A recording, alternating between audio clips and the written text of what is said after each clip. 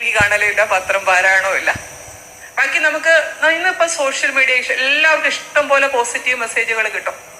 നമ്മൾ ആ പോസിറ്റീവ് മെസ്സേജുകൾ പല ആവർത്തി വായിച്ച് അത് നമ്മുടെ ജീവിതത്തിൽ എങ്ങനെ പ്രാക്ടീസ് ചെയ്യണം ചിന്തിക്കും. ചിലരാണെങ്കിൽ വെറുതെ ഫോർവേഡ് ചെയ്തുകൊണ്ടേ ഇരിക്കും, തിരിഞ്ഞു പോലും നോക്കത്തില്ല അതിലേക്ക്. അങ്ങനെ ആവരുത്. കാരണം അതൊക്കെ അറിവിന്റെ ഖനികളാണ്. അപ്പൊ ഈ ലോകത്തിൽ നിന്നും നമ്മൾ അറിവിനെ സ്വീകരിക്കുക, സത്യതയെ സ്വീകരിക്കുക, ജ്ഞാനത്തെ സ്വീകരിക്കുക. എന്നിട്ടോ ജ്ഞാനത്തെ സ്വീകരിച്ചാൽ മതി, മനസ്സിൽ ആവർത്തിച്ച് ചിന്തിക്കുക. സ്വീകരിക്കുക എന്ന് പറഞ്ഞാൽ എന്താ? വെറുതെ വായിച്ചു പോകലോ കേട്ടു പോകലോ അല്ല, മനസ്സിൽ ആവർത്തിച്ച് ചിന്തിക്കണം. നമ്മുടെ മനസ്സിനൊരു പ്രത്യേകതയുണ്ട്. ഏത് കാര്യത്തെക്കുറിച്ച് നമ്മൾ ഇമോഷണലി ചിന്തിക്കുന്നു, ഫീൽ ചെയ്ത് ചിന്തിക്കുന്നു, നമുക്ക് അതുപോലൊരു മാനസികാവസ്ഥ ഉണ്ടാകും.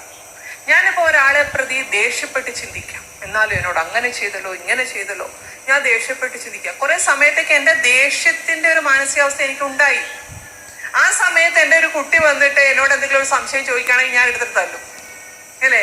മക്കളോട് ചിലപ്പോൾ ഇഷ്ടം ഉണ്ടായിട്ടല്ല മാതാപിതാക്കളെ തല്ലണേ, ചില പല ബന്ധങ്ങളിൽ ഇഷ്ടം ഉണ്ടായിട്ടല്ല വഴക്കിടുന്നത്. ആ അവസ്ഥ, ആ മൂഡ് ശരിയല്ല. ഇന്നത്തെ പിള്ളേരാണെങ്കിൽ പറയും, അമ്മയുടെ മൂഡ് ശരിയല്ല, അല്ലെങ്കിൽ അച്ഛന്റെ മൂഡ് ശരിയല്ല. എന്തുകൊണ്ടാണ് നമുക്ക് അങ്ങനെ ഒരു മൂഡ് വന്നേ? ആ അനാവശ്യ ചിന്ത തുടർച്ചയായി നമ്മൾ ചിന്തിച്ചു. അപ്പൊ അതുകൊണ്ട് നമ്മുടെ മനസ്സിന്റെ ഈ വിശേഷതയെ മനസ്സിലാക്കി ഏതൊരു കാര്യത്തെ നമ്മൾ ഇമോഷണലി ആവർത്തിച്ച് ചിന്തിക്കുന്നോ, മനസ്സ് അതുപോലൊരു മാനസികാവസ്ഥയിലേക്ക് വരും. അതുകൊണ്ട് നമുക്ക് എന്താ വേണ്ടേ? സ്വസ്ഥതയാണ് എനിക്ക് വേണ്ടത്, ശാന്തതയാണ് വേണ്ടത്, എനിക്ക് സന്തോഷമാണ് വേണ്ടത്. അങ്ങനെയാണെങ്കിൽ മനസ്സിൽ ആവർത്തിച്ച് ചിന്തിക്കാൻ അതിന് തക്ക കാര്യങ്ങളെ എടുക്കാവുള്ളൂ. ഒരാൾ എന്നോട് ഫോൺ വിളിച്ച് അതും ഇതും പറഞ്ഞു, ഞാൻ ചിന്തിക്കണ്ട, കാരണം അത് ചിന്തിച്ചാൽ എന്റെ സ്വസ്ഥത നഷ്ടപ്പെടും. വിട്ടേക്ക്, അത് ഉപേക്ഷിച്ചതുകൊണ്ട് ഒരു കുഴപ്പവും വരില്ല. ധർമ്മോ രക്ഷതി രക്ഷിത. ഞാൻ എന്റെ ധർമ്മത്തെ രക്ഷിച്ചാൽ, എന്റെ സ്വസ്ഥതയെ രക്ഷിച്ചാൽ, തീർച്ചയായിട്ടും എന്നെ അസ്വസ്ഥമാക്കാൻ ഒരു കൊതുകിനെ പോലും പ്രകൃതി വിടില്ല. പ്രകൃതി എന്നെ പ്രൊട്ടക്ട് ചെയ്യും, സംരക്ഷിക്കും. നമ്മൾ അനുഭവിച്ചറിയണം ഇതൊക്കെ. അല്ലാതെ നമ്മളിപ്പം പറഞ്ഞല്ലേ, അവരെ കുറിച്ച് ഇവരെ കുറിച്ചും ചിന്തിച്ച് വിഷമിച്ച് പരാതി പറഞ്ഞ് ഒരു ദിവസം നമ്മൾ അങ്ങ് ചത്തുപോകും. ഭിത്തിയിലൊരു ഫോട്ടോയാകും.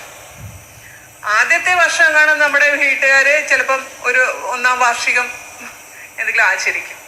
പിന്നെ ആ ശല്യം പോയല്ലോ. അങ്ങനെ ആവരുത്.